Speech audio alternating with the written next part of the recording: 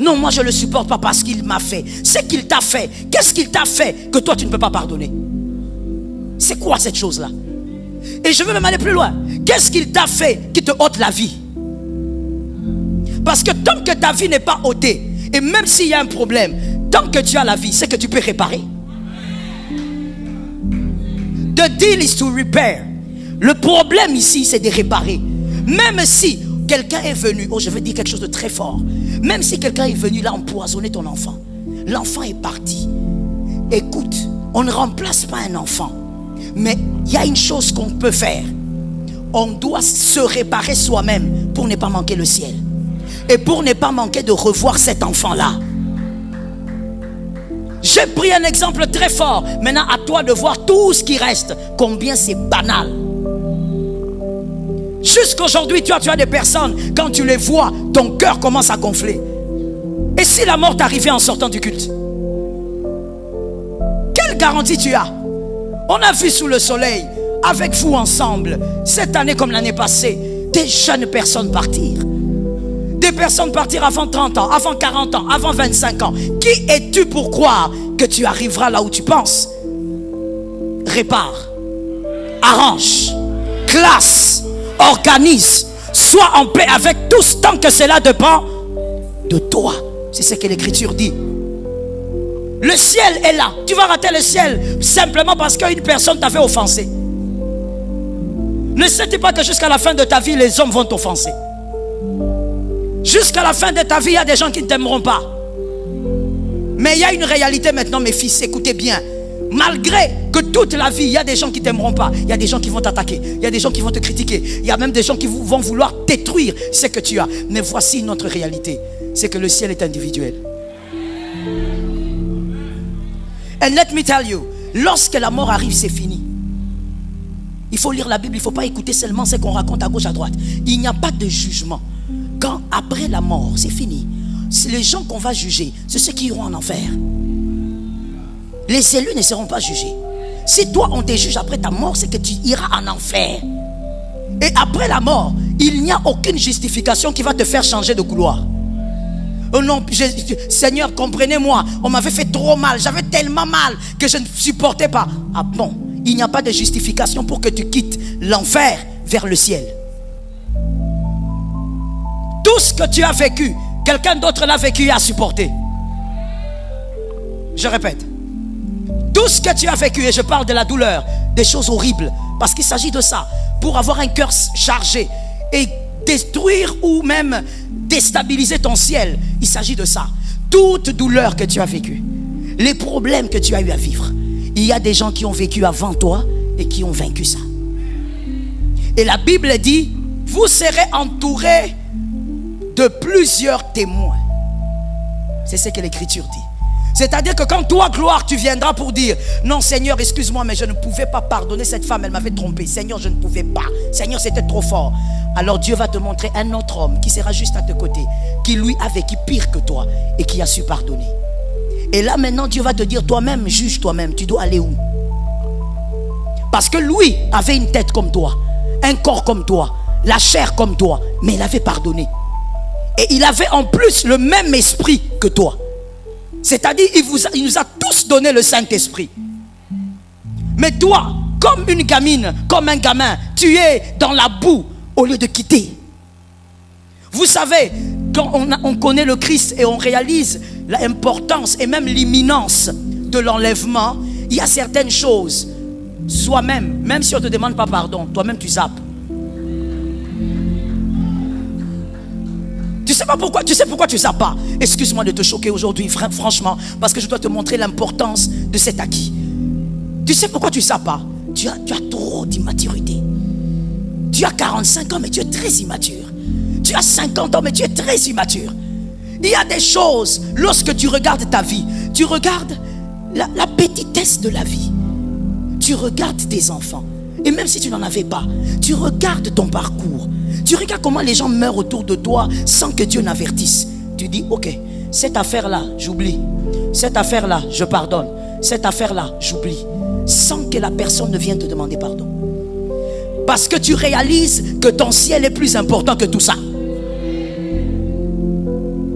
La douleur pour l'éternité, que ça ne soit jamais pour toi au nom de Jésus. Regarde comment tu souffres lorsque on te fait un peu de mal. Regarde comment tu souffres. Voilà pourquoi jusqu'aujourd'hui tu es rancunier, non? Tu souffres beaucoup. Maintenant, va imaginer la souffrance pour l'éternité. Tout ça pourquoi? Parce que je ne supportais pas tel. Parce que je ne voulais pas voir tel. Parce que tel m'a fait trop de mal. Tout ce qu'on t'a fait comme mal est pardonnable.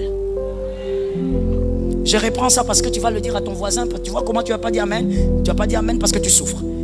C'est bien. C'est la maison de Dieu, c'est la maison de la guérison. Tu vas guérir par l'onction qui est ici. Tu vas dire à ton voisin, tout ce qu'on t'a fait est pardonnable. Il y a quelqu'un qui n'a même pas regardé, il regarde à côté. Il dit, tu parles parce que tu ne sais pas ce qu'on m'a fait. Oh, même si tu nous dessinais ce qu'on t'avait fait, c'est pardonnable. C'est ça le sens de la croix. Si ce n'est pas pardonnable, c'est que Jésus n'est pas bien mort. Il doit revenir. Tout est accompli, là n'est pas entier. Si tout est accompli, c'est que tout ce qu'on t'a fait est pardonnable. Regarde à notre voisin, dis-lui, le ciel est individuel. Ne perds jamais ton ciel à cause du cœur des hommes. Les hommes sont libres d'être méchants, mais toi aussi tu es libre d'avoir un bon cœur. Donne-moi un amen normal. Les hommes sont libres de te calomnier, ça ne s'arrêtera jamais. Et puis avec ce monstre qui a été créé par ceux qui savent, les réseaux sociaux, donc tout le monde a une bouche. Tout le monde a une voix. Tu verras quelqu'un qui ne t'a jamais vu mais qui te donne des ordres sur les réseaux. Comment expliquer? Même mon propre mari, quand il me parle, il m'explique, mais toi tu es là-bas, je ne sais où, tu me donnes des ordres. Les réseaux sociaux. Avec tout ça, tu dois savoir, il y a toujours des gens qui vont parler contre toi. Il y a toujours des gens qui vont vouloir ta mort. Ça, ce n'est pas un problème. Celui qui veut ta mort est plus petit que celui qui veut ta vie. Ça tombe sur ta famille, toi qui es là derrière. Celui qui veut ta paix est plus grand que celui qui veut te détruire. Celui qui veut ton avancement est plus puissant que celui qui veut t'arrêter. Ça tombe sur ta maison, c'est gratuit. Celui qui veut ton avancement est plus grand que celui qui veut te limiter. Pourquoi tu t'arrêtes sur des petites choses? Évolue et garde ton ciel. Les hommes sont comme ça, ils sont bizarres. L'homme est ingrat. Et ce n'est pas un problème. Il y a un ciel à garder. Est-ce que quelqu'un m'entend? Protège ton cœur. On l'a dit pendant la semaine pascale. Protège ton cœur plus que... Protège ton cœur plus que tu ne protèges tes oreilles. Keep your heart. Protège ton cœur. Ne rate pas le ciel à cause de ça. On a dit, on a fait. Qu'il continue de dire. Toi, continue de faire. Continue de faire le bien. Tu as un ciel à garder. Cette histoire, je crois que je l'avais dit le dimanche. Cette histoire là où les Quinois appellent ça quoi? Pic-pic ou quoi là? Tu n'en as pas besoin. Il te fait du mal. Tu n'as pas besoin de faire le mal pour montrer que tu es fort. Et d'ailleurs, on n'est pas là pour démontrer qu'on est fort. Quand je dis nous, je parle d'enfants des dieux des circoncis. On est là pour démontrer qu'on est différent par l'onction. Montre à celui-là que tu es différente par ton caractère. Garde ton ciel. Ne perds jamais ton ciel à cause des rétrogrades. Ne perds pas ton ciel à cause des rétrogrades. La rétrogradation d'un homme ne doit pas t'amener à perdre ton ciel. Non, lui, il a abandonné Jésus, un grand pasteur comme lui. Grand d'abord, c'est quoi selon vous? Vous aimez trop ça à Kinshasa. Grand pasteur, là, ça veut dire quoi? Ce sont les vues, ce sont quoi? Parce que vous, maintenant, tout est défini par les réseaux sociaux. Ce sont les vues, c'est quoi? Grand pasteur, c'est quoi? Même lui, il est qui? Parce que quand tu dis même, tu parles de quoi? Est-ce que tu sais qu'il dort aussi? Tu sais qu'il a faim aussi? Tu sais qu'il a aussi des problèmes? Tu sais que la nuit aussi, il pleure devant Jésus parce qu'il a des problèmes? Il y a même des couples pastoraux qui souffrent terriblement. Pourquoi tu penses? Même lui, même quoi? Le plus grand booster de ta foi, c'est Jésus. Les hommes sont des boosters secondaires. Dis à quelqu'un, ce sont des boosters secondaires. C'est-à-dire que s'il garde la foi, gloire à Dieu, et tu pries même pour lui, pour qu'il garde la foi, parce que tu dois être avec tes frères au ciel.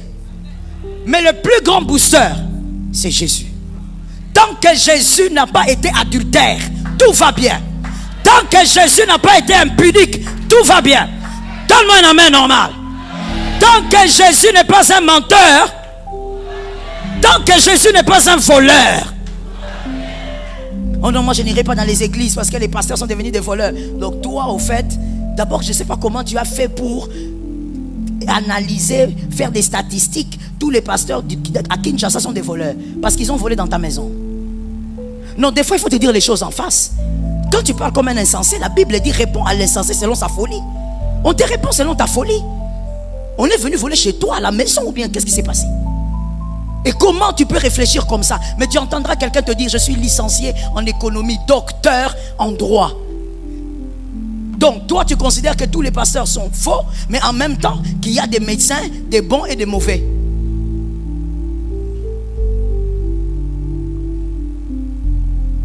C'est le moment de veiller sur ton ciel.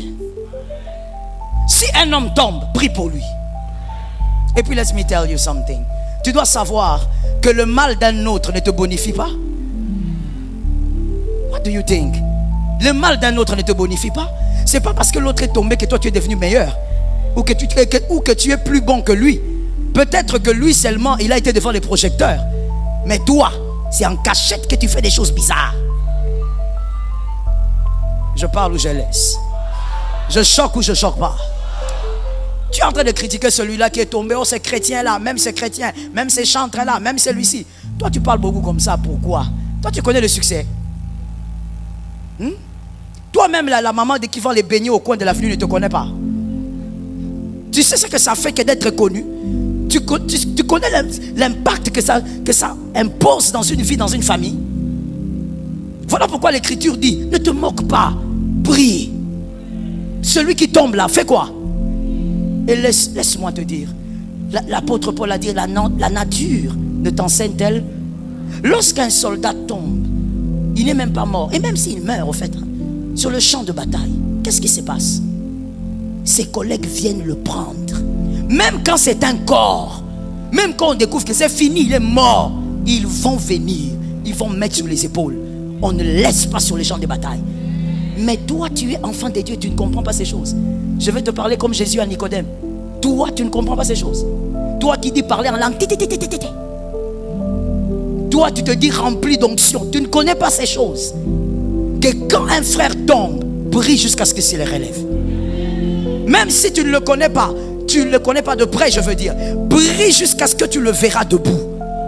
C'est une perte pour le royaume qu'un enfant de Dieu crée un scandale en public. C'est une perte. Tu sais combien d'âmes ne seront plus gagnées à cause de ce scandale-là? Mais vous verrez, ce sont les chrétiens qui prennent sur votre monstre-là. Oui. Vous l'avez nommé. Vous prenez, vous commencez à distribuer. Les chrétiens, hein? Pas les païens. Ils disent, tu as vu? Je t'envoie. Tu envoies quoi? Qu'est-ce qui te réjouit? La chute d'un homme? Mon Dieu. Comment on peut être insensé jusqu'à ce point? La chute de quelqu'un de ta famille. Cet homme est ton frère dans le Seigneur. Si ton frère tombe, toi tu ris. Ton frère biologique, quand il tombe, est-ce que tu ris? Si un homme bronche, prie. Que ça ne décourage pas ta foi, au contraire. Regarde et dis-toi, ah, la foi est difficile. Tout peut. Localise-moi quelqu'un, dis-lui, sois humble, tout peut arriver. Bon, s'il n'est pas gentil avec toi, change de partenaire, on ne sait pas. Change. Sois humble, tout peut arriver. Sois humble. Le plus grand booster, c'est Jésus. Tant que Jésus est sur le trône, tout va bien. Ah oui, soyez bénis. Tant que Jésus est sur le trône, tout va bien. Tout va bien. Moi j'ai vu des femmes même ne plus aimer suivre, on va dire, ne plus aimer suivre Jésus.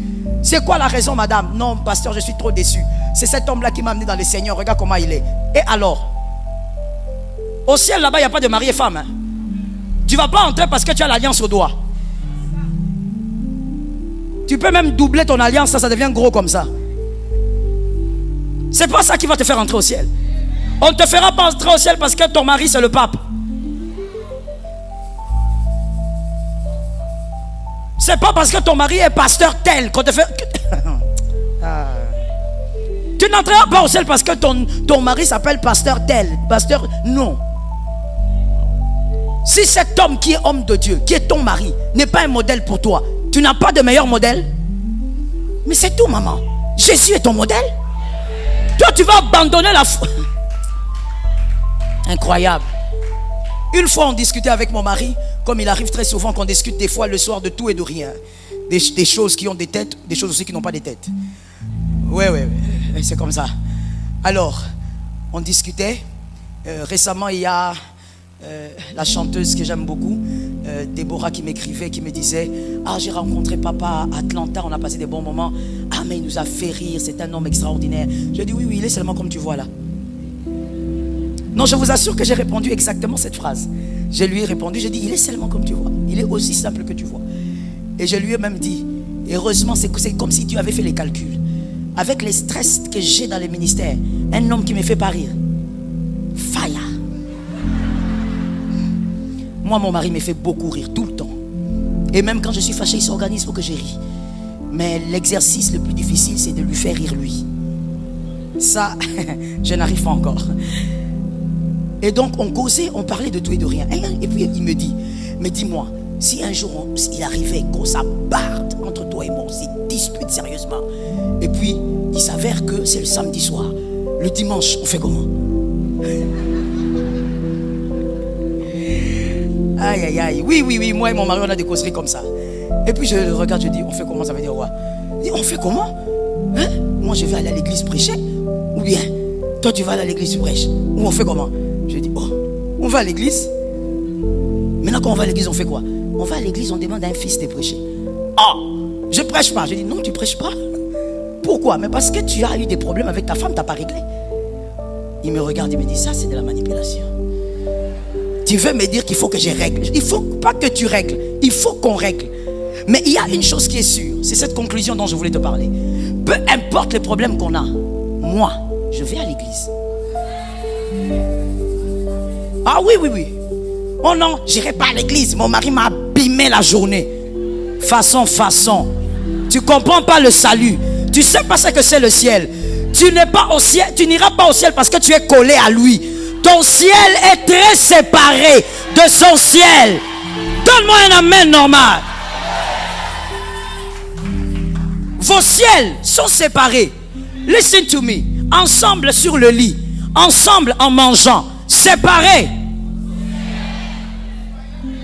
Je reçois. Il ne faut pas oublier ça.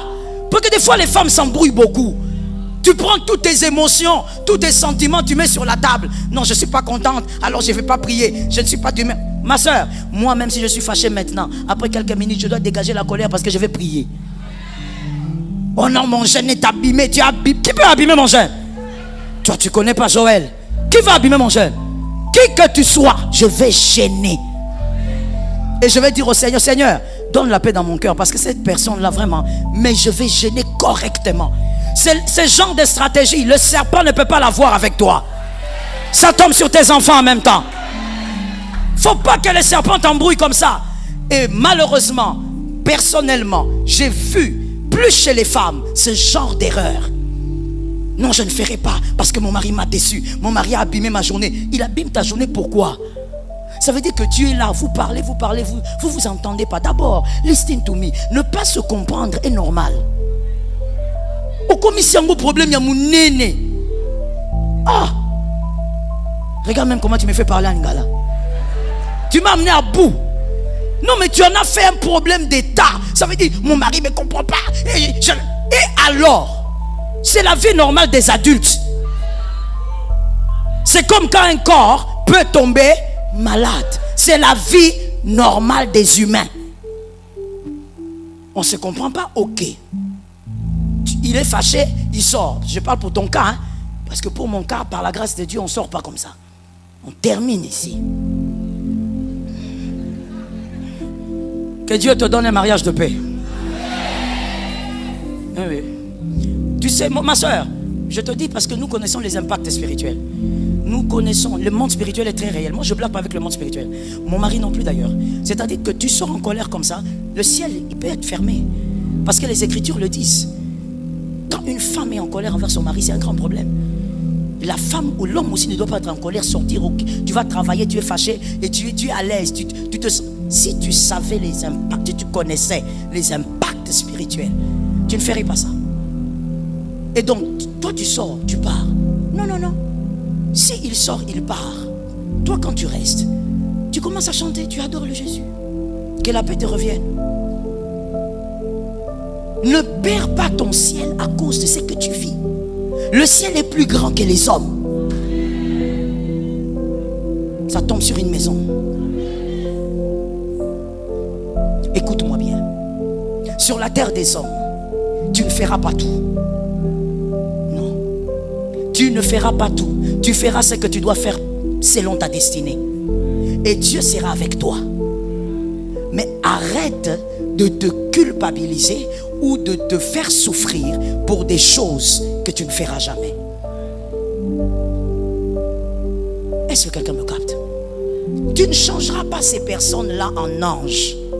Non, c'est pas toi qui changes les cœurs de l'homme. Ce ne sont même pas tes conseils qui changent les cœurs de tes enfants. C'est le Saint-Esprit. Si ta femme ne t'écoute pas, arrête de te tuer comme ça. Tu dis à ta femme et puis tu le dis. Ces hommes-là, ils sont dans la salle. Je prie que la guérison, la délivrance vous atteigne par la parole. Oui, je sais que vous êtes là. Tu dis à ta femme, si tu continues comme ça, c'est toi qui vas m'amener dehors. Tu vas me pousser dehors. Tu vas me pousser dehors. Monsieur, 2025, tu as ce genre de phrases. Donc, si elle te pousse dehors, ça veut dire que c'est ta femme qui peut te pousser en enfer. Donc ta femme à toi, elle peut te pousser en enfer. Juste parce qu'elle ne fait pas ce que tu veux. Donc tu n'es pas capable d'être juste et de vivre ta vie avec Dieu, même si ta femme est bizarre. Ta chrétienté est conditionnée par le caractère de ta femme. Non. Si ça se passe comme ça, ton enfer est trop proche. Ça veut dire comme tu es là, tu es même accompagné déjà par les ouvriers de l'enfer. Ça veut dire ils t'accompagnent, ils attendent seulement que Okufa. Parce que cette mentalité-là t'amènera à l'enfer. Non, si tu continues comme ça, ce sont les femmes comme vous comme ça qui amènent les hommes à voir des femmes dehors. Frère, ta femme ne peut pas conditionner ton caractère. C'est aussi ça, être une personne de caractère. Tu connais les valeurs, tu connais ce qui est essentiel, tu connais la parole de Dieu. Que Jésus te délivre du mal. Que les épreuves, je l'ai dit tout à l'heure, la douleur ne détruisent pas ton ciel. Les épreuves créent généralement 3 catégories de personnes. Les épreuves, en général, créent 3 catégories de personnes. La première catégorie, les frustrés. Des personnes deviennent très frustrées parce qu'elles ont été blessées, parce qu'elles ont vécu certaines épreuves. Elles deviennent trop mal dans leur peau. Deuxième catégorie, les lâches. Ils deviennent lâches. Il y a eu tellement de coups dans leur vie qu'ils fuient maintenant toutes les situations difficiles. À chaque fois qu'il y a un problème, ils fuient. À chaque fois qu'il y a une situation compliquée dans sa vie, il se cache. Il est devenu un lâche. Pourquoi? Parce qu'il n'a pas supporté le coup de la vie. Troisième catégorie, ce sont les héros. Il y a des épreuves, et je veux préciser, le héros n'est pas plus fort que les autres. Il est peut-être plus fort mentalement. Il a un mental d'acier.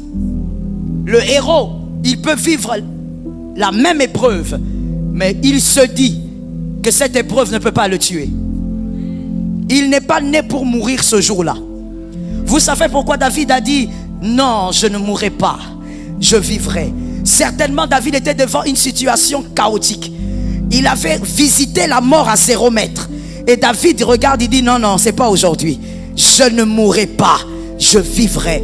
Lorsque les épreuves arrivent, que ces épreuves ne te brisent pas, que ces épreuves ne te détruisent pas. Tu n'es pas la personne oubliée de Dieu pour vivre ces épreuves. Je l'ai dit quelque part, je te dis aussi, les héros se créent par les obstacles. Le four qui fabrique les héros s'appelle obstacle, problème. difficultés, tu dois croire que toi tu es appelé à surmonter cela.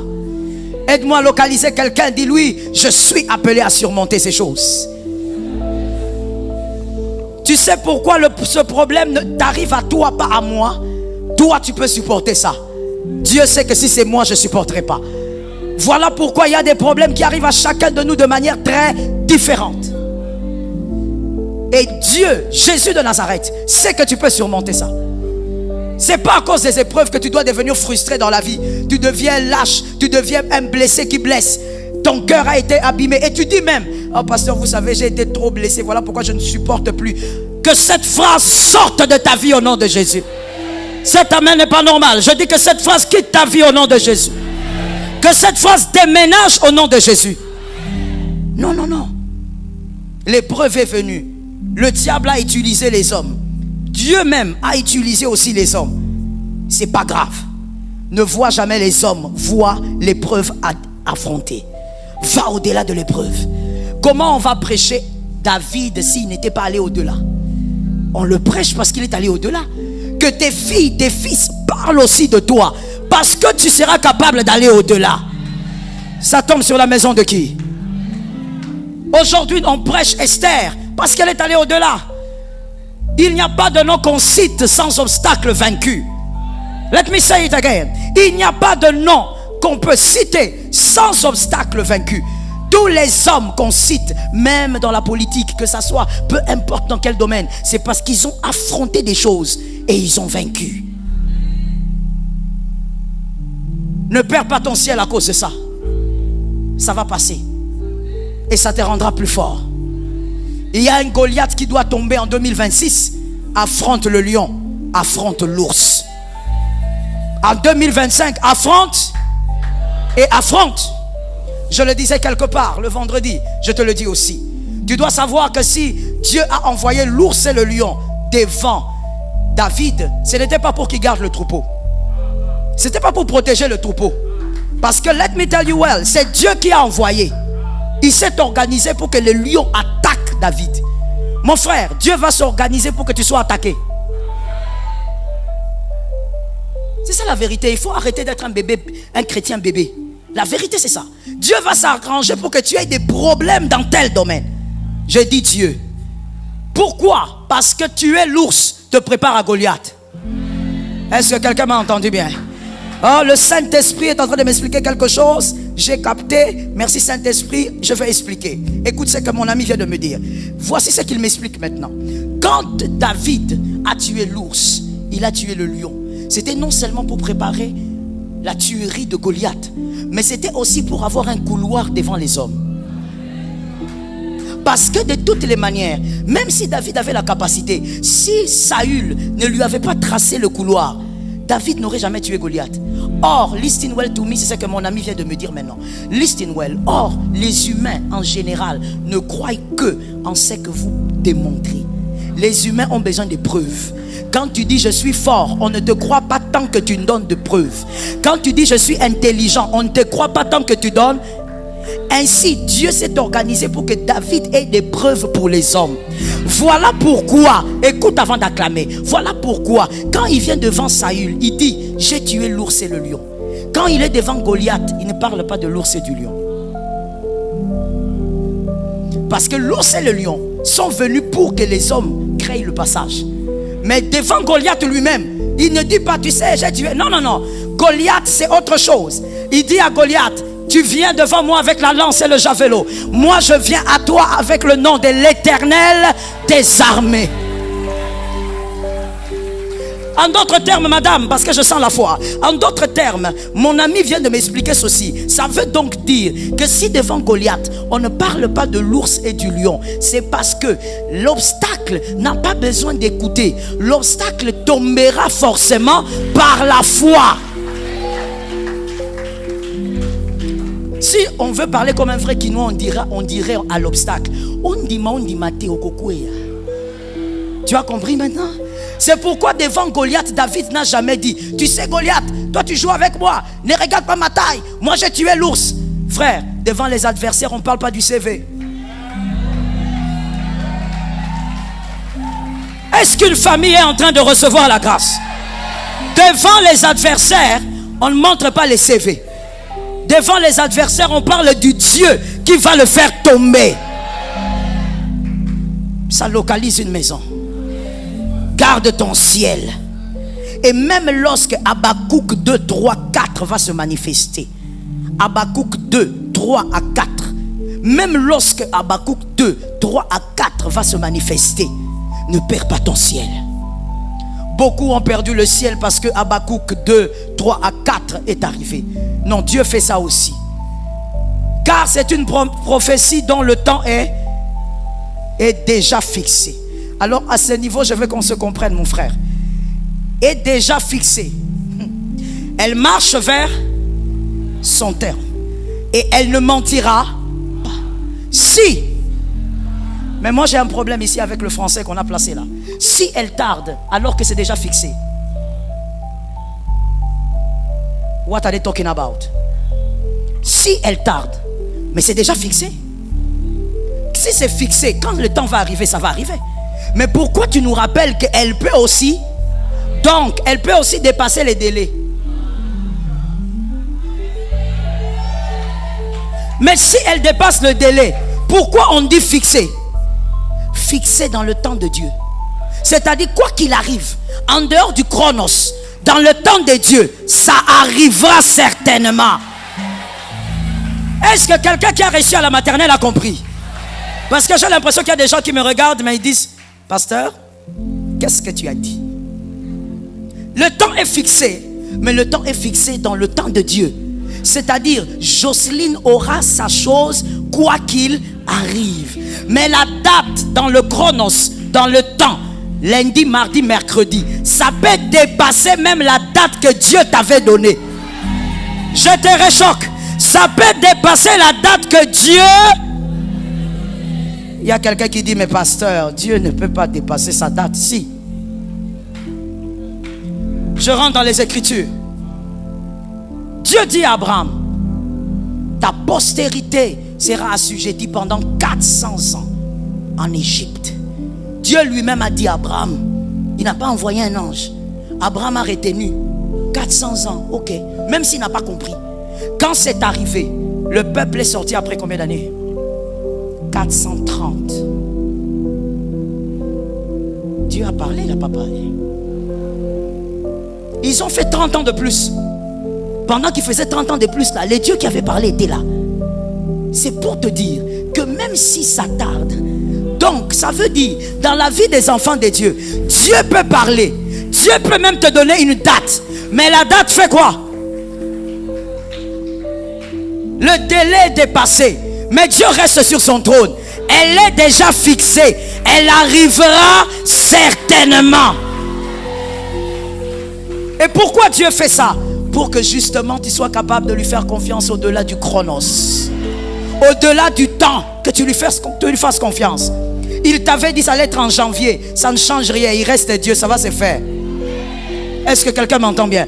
Il t'avait dit dans 10 ans, ça ne change rien, ça se fera. Et il dit: attends, parce que le temps qui passe peut te faire oublier que tu dois attendre ici. Tu peux commencer à t'agiter. Tu regardes l'âge, tu regardes le temps, tu dis: ah, tu avais dit en 2024, non? Comment je suis toujours là? Le prophète t'a averti. Reste là. Ah, même si tu vois les mois passer, reste là. Oh, on avait dit 2025. Reste là. Ne bouge pas. Attends là. J'ai vu beaucoup de gens perdre aussi leur foi à cause de ça. Les filles, les jeunes sœurs. Dieu m'avait dit que j'allais me marier cette année. Pasteur, comment je ne vois pas? Ah, je ne supporte plus. Moi, je ne comprends plus Dieu. Alors, c'est fini. Elle reprend les boîtes de nuit. Elle reprend une vie bizarre, remplie d'alcool, parce que Dieu avait dit et le temps est passé. Ce Dieu qui dit attends existe. Et si le Seigneur a dit au prophète de déclarer cette parole, c'est parce que le Seigneur sait qu'il y a des gens qui sont toujours agités. Toujours agités. Garde ton calme. Je disais à un fils, lorsque Dieu veut te donner une chose, toi tu tends la main, mais lui il traite le cœur. avant de te donner la chose. Toi, tu as les mains comme ça. Seigneur, donne. Fongola likolo. L'autre terme là, c'est quoi? Fongola lola. Seigneur, donne. Toi, tu as la main tendue. Mais lui, pendant que tu as la main tendue, il traite le cœur. Il comprend que s'il te donne la chose avec le cœur que tu as, tu vas plus détruire que bénir. Est-ce que quelqu'un m'entend? Une fois, je priais pour un fils. J'ai souvent donné cet exemple-là, quand ça me vient. Je priais pour un fils, je priais beaucoup pour lui. Je m'inquiétais beaucoup pour lui. J'ai dit au Seigneur, vraiment agis dans sa vie. Je priais, il y a plus de 20 ans. Je priais, je jeûnais même. Et vous savez, quand quelqu'un est dans la douleur, cette personne est prête à tout. Jeûner, prier, il n'y a pas de problème. Tu lui dis 2 semaines, il fait 2 semaines. Tu dis 4 jours, il fait 4 jours. Et un jour, le Seigneur me dit, je me rappelle, c'était à une montagne que j'étais parti. Le Seigneur me dit, c'est pas le moment que je bénisse, c'est pas le moment. Moi, j'ai dit au Seigneur, Seigneur, même quand c'est pas le moment, il y a des gens à qui tu as donné. Ah, Seigneur Jésus. Frère, fais attention quand tu pries pour quelqu'un. Tu ne maîtrises pas son cœur. J'ai prié, Seigneur. Le Seigneur m'a donné même un songe. J'étais à la montagne, il me donne même un songe. Il y a plus de 20 ans. Je vois comment est-ce que Dieu me explique l'interprétation du songe. C'est pas le moment. Moi j'ai dit, Seigneur, n'est-ce pas que tu as donné à la femme qui était en train de dire, guéris mon enfant? Le Seigneur n'a plus rien dit. Après quelques jours, moi je sors de ma retraite. Après peut-être 3 mois, ce garçon a le fameux visa qu'il voulait avoir. Le garçon part. Il est parti.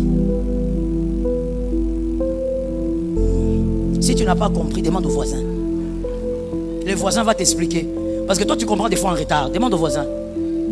Il est parti. Je te dis d'en partir là, il est parti. On m'a envoyé des photos là où il est allé, c'est terrible. Quel païen devenu. Il a fait des dégâts. On l'a arrêté plus de 4 fois dans le pays où il est allé. Des choses bizarres. J'ai dit, mais c'est quoi ça? Lorsque j'ai parlé. Maintenant, vous savez quoi? Comme je parlais souvent avec mon mari, que voilà, je prie. Mon mari, je ne sais pas pour quelle raison, mais il n'était pas très chaud en priant pour le garçon. Alors, je ne pouvais pas lui dire, le garçon s'est abîmé. Tu vois, non, quand tu as mal discerné un événement, maintenant tu as honte de rentrer là-bas. J'étais seulement là. Alors il me demande, oh, comment va le garçon là? Or, n'oublie jamais que quand l'un de tes conjoints, quand l'un des conjoints demande comment ça va, il sait. Il sait. S'il te demande, tu étais où? Tu dois savoir qu'il sait. Que ce soit l'homme ou la femme. Il m'a demandé comment le garçon là va. J'ai compris qu'il savait. J'ai seulement dit, ah, l'agneau de Dieu est souverain. Et tu sais, il m'a regardé, il m'a dit, ah, toi, avec les arguments. J'ai dit, non, non, non, Jésus est souverain. J'ai souffert de ce qu'il était devenu pendant longtemps. Et puis le Seigneur m'a réprimandé. Au lieu même de venir me réprimander en secret, comme il m'avait parlé en secret là, il m'a envoyé un prophète. Le prophète m'a dit, Dieu t'avait parlé, tu n'as pas entendu. C'est de ta faute ce qu'il est devenu. Le Seigneur a dit, commence à prier pour qu'il revienne. Maman, ça veut dire, ce ne sont pas à cause de mes jeunes à moi, de ma vie. Non. Je suis entré dans des prières. J'ai commencé à prier. Seigneur. Maintenant, je dis, Seigneur, qu'il revienne comment? Le Seigneur m'a dit, prie qu'il revienne. C'est tout. J'ai commencé à prier. Finalité, refoulement. Quand on l'a refoulé, il est venu à l'église. Je l'ai regardé seulement. J'ai dit, Seigneur, plus jamais. Frère, avant que je ne prie pour quelqu'un, Seigneur, tu dois me parler. Parce qu'il y a des gens, j'ai dit ça aussi à quelqu'un récemment, tu ne peux pas avoir plus de compassion que Jésus. Toi, tu crois que Jésus ne sait pas ce qu'il fait dans la vie de ce garçon ou de cette femme. Oh non, elle ne se marie pas, Seigneur, ouvre les ciels. Laisse ça. Dieu sait ce qu'il fait dans la vie là. Dieu sait que Sarah a besoin d'Isaac. Mais quand Dieu prend son temps, il sait ce qu'il est en train de faire. Ne rate pas ton ciel à cause de ça. Que ça tarde ou que ça ne tarde pas, le ciel est essentiel. Deuxième acquis. 1 Pierre 1, 2. Non, commençons par le 8. Prenons le 8 directement. 1 Pierre 1, 8. 1 Pierre 1, 8. Le deuxième acquis de la résurrection. Avant de passer, j'émets un souhait que l'Éternel t'aide à ne pas rater ton ciel. Ne fais pas partie des personnes qui iront en enfer au nom de Jésus. 1 Pierre 1, 8. Lui qui vous a... 1, 8, j'espère. Hein? Where are you exactly? Permettez-moi de regarder dans ma version. Il y a une phrase que je recherche que cette version ne me donne pas.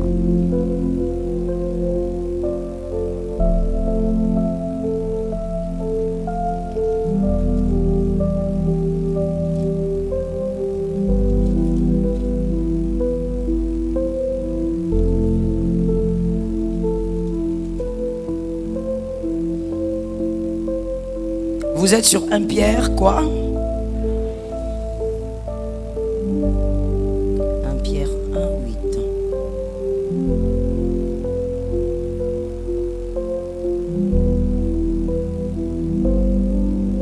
Non. Let us take 1 Pierre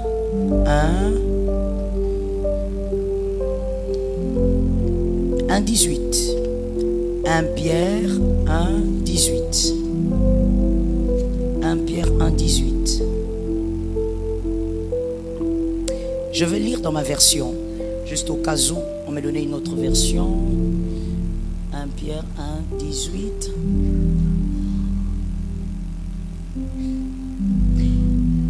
Ma version dit, sachant que vous n'avez pas été libérés par des choses vaines, vous avez été sauvés de la manière inutile de vivre de vos pères.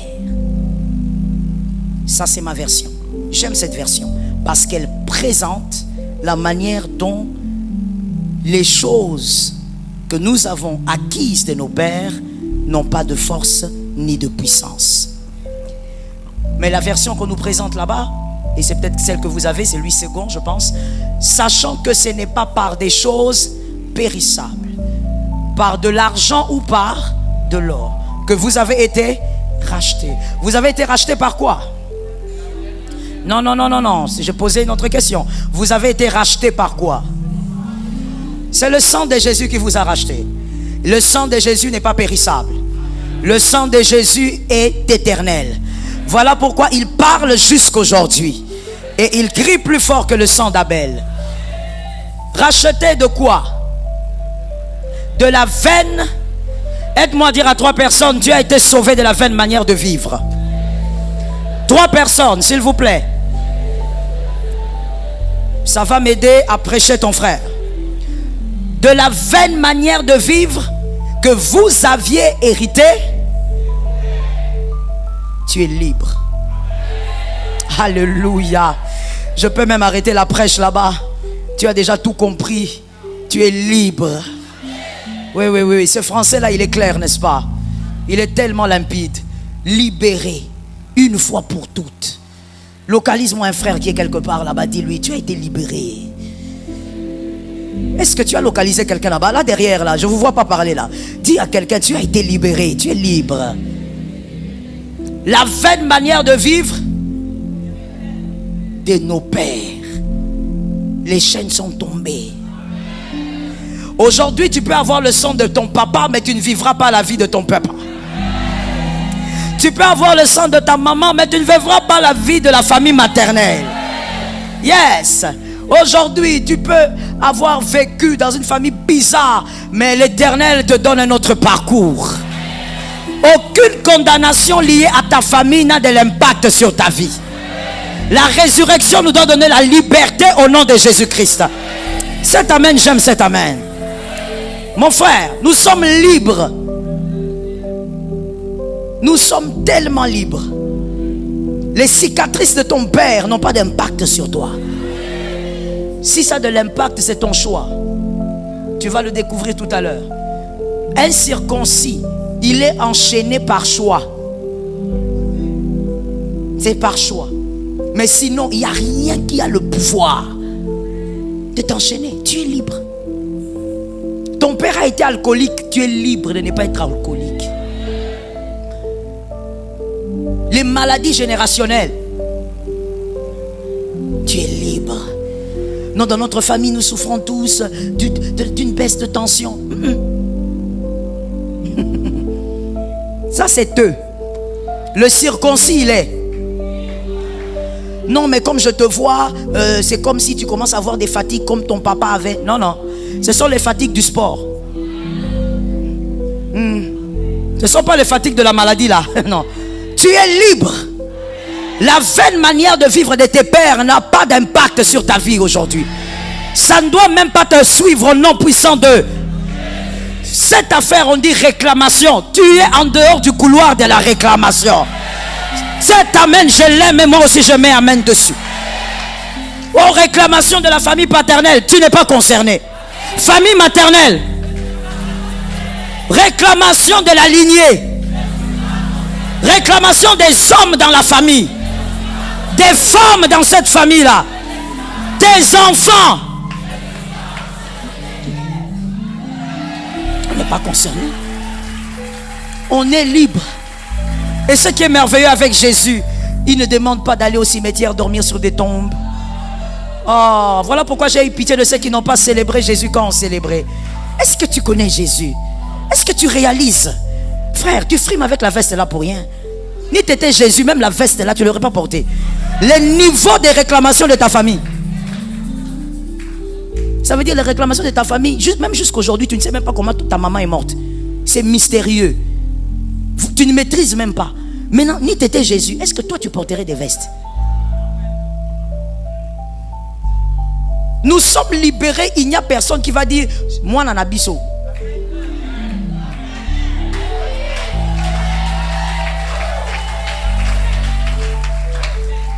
Est-ce que quelqu'un m'entend bien? Certaines choses, mon frère, aussi, il faut refuser ça avec la foi. Hein? Il y a une dame là-bas. Une dame. Ce sera tout un problème si je dis ça. C'est une personne de ma famille. Elle avait l'habitude, quand elle m'appelle, Mukumbi où est tout? Moi, je regarde. Première fois, oui, parce que c'est une personne que je dois respecter. Oui, je réponds, je réagis. Après un jour, elle me claque. Et tout finalement, tu appartiens à qui? Et puis j'ai dit, j'appartiens à qui? Pourquoi tu es d'accord avec cette phrase-là? C'est juste là où tu... Jésus t'a libéré, tu rentres dans le joug. Sais-tu que quand tu appartiens à quelqu'un, la personne a le pouvoir de vie et de mort? Je dis ok. Quand elle m'appelle, elle répète ça, je dis Wayesu.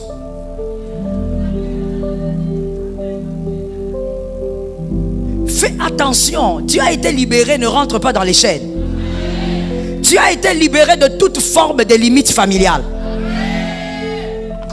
C'est ça la vaine manière de vivre des pères.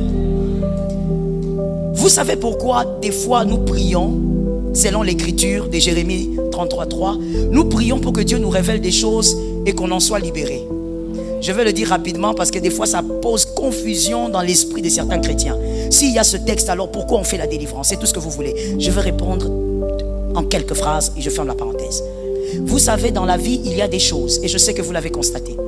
Il y a des choses dans votre vie qui sont des prisons, mais dont vous ignorez totalement. Je ne dis pas que vous ignorez la chose. Vous savez que la chose existe, mais vous ne savez pas que c'est une prison. Il faut que le Christ vous révèle que ça, c'est une prison. Tu dois en sortir. Mais toi, tu la vis, tu vis la chose comme c'était normal. Par exemple, le fait d'être la seule personne à aider tout le monde dans la famille, c'est une prison. Et moi, je suis même extrémiste en disant c'est une malédiction. Cette famille-là n'est pas bénie. Il ne faut jamais dire que notre famille est bénie parce qu'il y a une femme qui prend soin de tout le monde. Il y a un homme. Cette famille n'est pas bénie. Une famille bénie est une famille comme dans les Actes des Apôtres. Le Saint-Esprit, quand il descend, il se pose sur tout le monde. Toute la famille doit être arrosée. Tu peux aider ton frère, aide ton frère, pas pour qu'il étudie, pour qu'il décolle. C'est tombé dans la maison de quelqu'un. Nous sommes toujours dans ce verset-là. La vaine manière de vivre de tes pères. Ou des familles, pendant des générations, il y a toujours eu un likonzi, une colonne. Et tout le monde a Dieu sur cette famille, sur cette personne. Dès que cette personne ne donne pas, ça devient un problème. Je dis dans ta famille, surtout au milieu de tes enfants, tout le monde doit réussir. Laisse-moi libérer cette parole prophétique. Au nom de Jésus de Nazareth, qu'au milieu de tes enfants, il n'y ait aucun qui quémande chez l'autre. Que tous tes enfants évoluent selon leur destinée. Lève ta main droite et cite le nom de ta famille. Assieds-toi avec la grâce. Dans la famille, tout le monde doit réussir. Quand tout le monde réussit, il n'y a pas de haine. Il n'y a pas d'envie. Est-ce que je parle de la famille de quelqu'un ici? Peut-être que toi, tes frères sont déjà vieux, c'est devenu compliqué. Vous avez déjà cette façon de frères là que vous supportez. Vous n'avez pas le choix. Mais pour tes enfants, ça doit être différent. Libéré de la vaine manière de vivre de tes pères. C'est que ton papa a été pour sa famille. Tout le monde est sur lui. Ça ne doit pas t'arriver. Tu es libre. Au milieu de tes enfants, tous doivent évoluer. Tous doivent aimer le Seigneur. Lorsque un enfant vient avec une Mercedes, l'autre vient avec une Range Rover. L'autre dépose, je ne sais pas quel Jeep à côté. Que personne ne jalouse l'autre.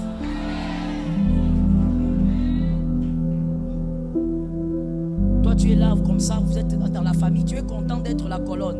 Et puis tu as un grand, pire encore, toi tu es la petite soeur ou le petit frère. Et tu as un grand frère façon. Un grand frère, quand il faut aller dans les réunions des familles, il appelle.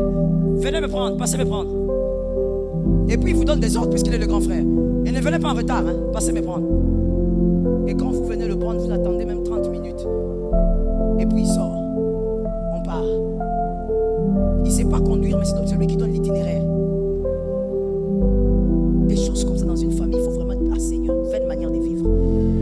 Oui. Surtout quand tu as vu ton père souffrir de ça. Je sais que ces gens sont là. Tu regardes, tu dis non, la vie ça ne peut pas être comme ça. Tous les dimanches, file. Et les petits et les grands. Tu regardes ta mère, elle a aussi peut-être souffert de ça.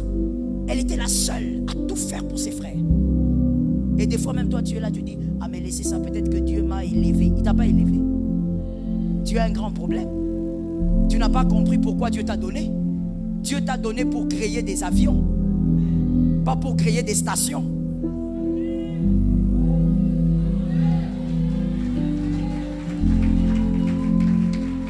Toi tu ne sais pas. Ne sais-tu pas qu'une bénédiction devient malédiction quand on ne sait pas pourquoi on a reçu la bénédiction? Parce qu'une bénédiction qu'on ne sait pas définir, vous ne l'utilisez pas comme une bénédiction. Dieu t'a béni pour que tu puisses faire des autres des avions, qu'ils décollent. Qu'ils décollent. Que chacun réussisse. Que chacun ait sa maison. C'est pas là que toi tu as quelqu'un là, un façon, il est là. Bon, comme c'est ton frère, tu fais comment? Il est chez toi là à la maison. Il a 37 ans. Non, cette année 2025, il a 40 ans. 2025, il est là, en train de rôder. Toi tu es là avec ta femme, hein? Alors moi je parle de toi en tant qu'homme. Tu es là avec ta femme et c'est ton petit frère. Toi tu dis moi c'est mon frère, c'est mon sang.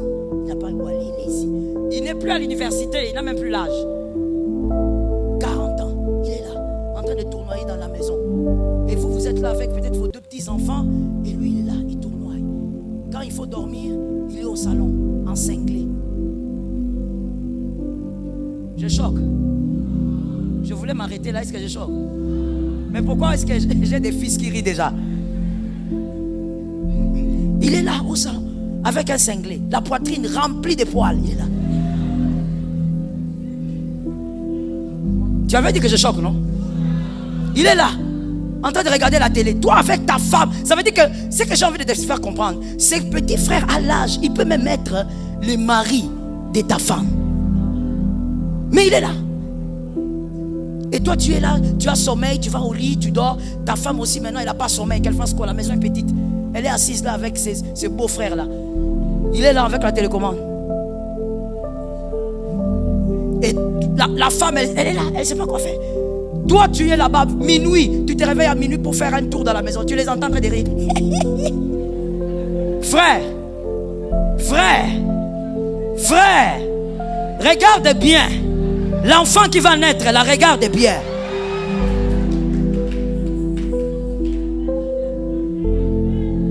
Regarde bien. Vous savez, certaines choses, c'est manque de responsabilité. Vous créez vous-même le mal dans votre vie. Vous créez vos propres combats. Certaines choses ne peuvent pas rester au même endroit. À un certain moment, il faut le décollage. C'est pourquoi tu as jamais remarqué, même avec les femmes, les filles, quand elles atteignent un certain âge, ça devient trop de problèmes avec maman à la maison. Des fois, c'est même pas qu'elle est impolie. Le problème, c'est qu'il y a des choses naturelles. À un certain âge, il ne faut pas être là. Il faut décoller. Mais toi, non. Poteau. Jusqu'aujourd'hui, tu attends les visas. Mon frère, je ne comprends pas. Là où on est ici, c'est l'enfer ou bien? Fais ta vie. Vis ta vie. Si ça te trouve, ça te trouve. Mais ne sois pas là, tu vas gaspiller les années de ta vie. Vis ta vie. Si ça te trouve, tant mieux. Si ça ne te trouve pas, ben, tu as au moins bâti quelque chose. Que Jésus nous délivre. Il nous a donné le pouvoir d'accéder à une nouvelle nature. Romains 6, 14. C'est toujours le point 2. C'est toujours le point 2. La vaine manière de vivre de nos pères. Il nous a délivrés. Nous accédons à une nouvelle nature. Romains 6, 14. Romains 6, 14. Car le péché n'aura point de pouvoir sur vous. Puisque vous êtes non sous la loi, ça tombe sur ta maison.